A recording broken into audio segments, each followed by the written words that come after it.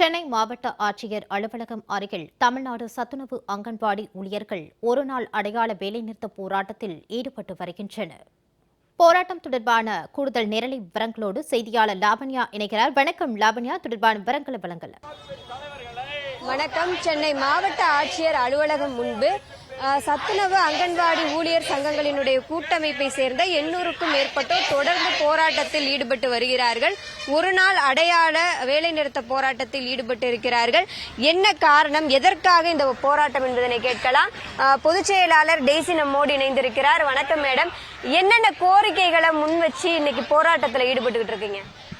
அங்கன்வாடி ஊழியர் சத்துணவு ஊழியர்களுக்கான காலமுறை ஊதியம், அவர்களுக்கான முறையான ஓய்வூதியம், அதுபோல பணிக்கொடை 10 லட்சம் 5 லட்சம், முக்கியமான இந்த கோரிக்கைகளை வலியுறுத்தி இந்த ஆர்ப்பாட்டம் என்பது தமிழகம் முழுவதும், இன்று தமிழகம் முழுவதும் அனைத்து மாவட்ட தலைநகரங்களிலும் நடந்து கொண்டிருக்கிறது. சென்னையிலும் மாவட்ட ஆட்சியர் அலுவலகம் முன்பு நடந்து கொண்டிருக்கிறது.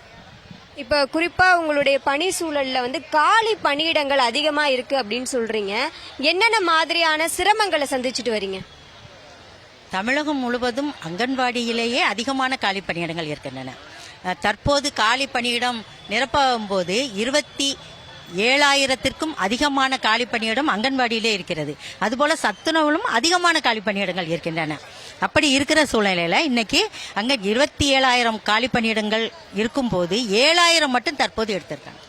இன்னும் 20,000 காலி பணியிடங்கள் அங்கன்வாடியில் இருக்கிறேன். அது ஒவ்வொருவரும் 2 மையம் 3 மையம் பார்க்கக்கூடிய ஒரு சூழல் இன்னைக்கு நடந்துகிட்டு இருக்குது. அதுல அதிகப்படியான இப்ப SIR பணி வேறு, அந்த பணியில எங்களுடைய அங்கன்வாடி பணியை செய்யவே இயலாத நிலையில இன்னைக்கு நாங்க உட்கார்ந்துருக்கோம். திமுக தேர்தல் வாக்குறுதி என்ன கொடுத்தாங்க, அந்த வாக்குறுதியை ஏன் இவ்வளவு காலதாமதப்படுத்துறாங்க? இன்றைய முதல்வர் நேற்றைய எதிர்க்கட்சி தலைவராக இருந்தபோது எடப்பாடி பழனிசாமி ஐயா ஆட்சியில் நாங்கள் போராட்டம் பண்ணோம். அப்போ அவங்க என்ன சொன்னாங்க, இந்த எங்களால் இப்போ எங்கிட்ட கையில் காசு இல்லை, செய்ய முடியாது, அடுத்த முறை நாங்கள் ஆட்சிக்கு வரோம், எங்களுக்கு ஓட்டு போடுங்க, நாங்கள் செய்கிறோம் அப்படிங்கிற மாதிரி சொன்னாங்க. இவர் எதிர்க்கட்சி தலைவராக இருக்கும்போது ஐயா ஸ்டாலின் அவர்கள் என்ன சொன்னாங்கன்னா, அங்கன்வாடி ஊழியர்களே மலையோடு மோதாதீர்கள், உங்கள் மண்டை உடஞ்சி போய் ரத்தம்தான் வரும், அடுத்து நான் தான் ஆட்சிக்கு வருவேன், நான் ஆட்சிக்கு வந்தால் கண்டிப்பாக அங்கன்வாடி ஊழியர்கள் உதவியாளர்களை நீங்க கேட்கக்கூடிய இந்த கோரிக்கைகளை நிறைவேற்றுவேன் அப்படின்னு சொன்னார். அதே மாதிரி தேர்தல் வாக்குறுதி 313, அதுல 313 அதுல என்ன சொல்லியிருக்கிறாங்கன்னா, அதுல என்ன சொல்லியிருக்கிறாங்க அப்படின்னு சொன்னா, அங்கன்வாடி சத்துணவு ஊழியர்களை அரசு ஊழியர் ஆக்குவேன், முறையான காலமுறை ஊதியம் வழங்கப்படும், முறையான ஓய்வூதியம் வழங்கப்படும், பணிக்கொடை 10 லட்சம் பணிக்கொடை வழங்கப்படும் என்பதை உறுதி கொடுத்திருக்கிறாங்க தேர்தல் வாக்குறுதியில். நாங்க போராட்டம் பண்ணும் போதும் சொன்னாங்க, அதே மாதிரி தேர்தல் வாக்குறுதியிலையும் கொடுத்திருக்காங்க. இவ்வளவு காலதாமதப்படுத்துறாங்க. நீங்க நிறைய போராட்டங்களை முன்னெடுத்து நாங்க பார்த்திருக்கிறோம். அதுவும் பல கட்ட போராட்டங்களை முன்னெடுத்திருக்கிறீங்க இந்த 4 வருஷத்துல. இப்ப ஆட்சி முடிவடையக்கூடிய ஒரு தருவாயில இருக்கக்கூடிய ஒரு சூழல்ல இன்னும் அந்த திட்டங்கள் எதுவுமே செயல்படுத்தப்படாம இருக்கு. என்னென்ன மாதிரியான சிரமங்கள், மன உளைச்சல்களை சந்திக்கிறீங்க? பெரும்பான்மையான பெண்கள் தான் இங்க பணியில இருக்கிறீங்க. இந்த திட்டத்தில் 100% பெண்கள் தான். அங்கன்வாடி ஊழியரும் சரி, உதவியாளர் சரி, 100% பெண்கள். அதிகாரிகள் கூட பெண்கள் தான். அந்த அளவுல தான் நாங்க இந்த திட்டத்துல இருக்கிறோம்.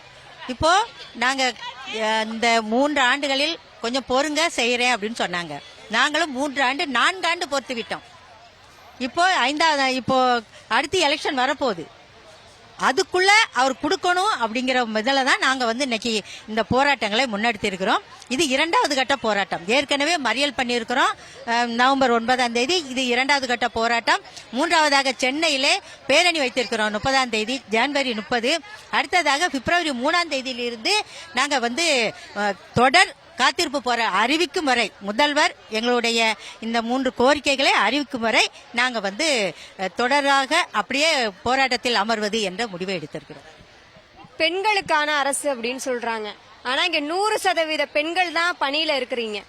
100% பெண்கள் இவ்வளவு கஷ்டத்தை அனுபவிக்கிறீங்க. முதல்வர் அதை காது கொடுத்து கேட்கிறாருன்னு நினைக்கிறீங்களா, இல்ல கேட்கலன்னு நினைக்கிறீங்களா? சொன்ன மாதிரி 100% பெண்கள் இந்த திட்டத்தில் இருக்கிறோம். அப்படி இருக்கும் சூழலில் முதல்வர் சொல்லியிருக்கிறாரு, இது பெண்களுக்கான அரசு, பெண்களுக்கு அனைத்து வகையிலையும் நான் உதவி செய்வேன், நான் ஒரு அப்பா ஸ்தானத்துல எல்லாருக்கும் எல்லாம் செய்வேன் அப்படின்னு சொல்லியிருக்கிறாரு. வரவேற்கிறோம். ஆனா அங்கன்வாடி ஊழியர்கள் 100% பெண்கள். அவருக்கு அம்மாவும் இருக்கும், அக்காவும் இருக்கிறோம் வயதுல, அவருடைய குழந்தைகளாகவும் நிறைய பேர் இப்போ வேலையில் சேர்ந்திருக்காங்க அங்கன்வாடியில.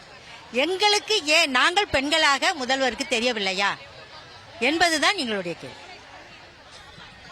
திமுக அரசு தங்களை பெண்களுக்கான ஒரு அரசாக முன்னெடுத்துக் கொண்டிருக்கிறது. பெண்களுக்கான நல திட்டங்களை நாங்கள் கொண்டு வருவோம் என்றெல்லாம் மேடை மேடையாக பேசிக் கொண்டிருக்கிறார்கள்.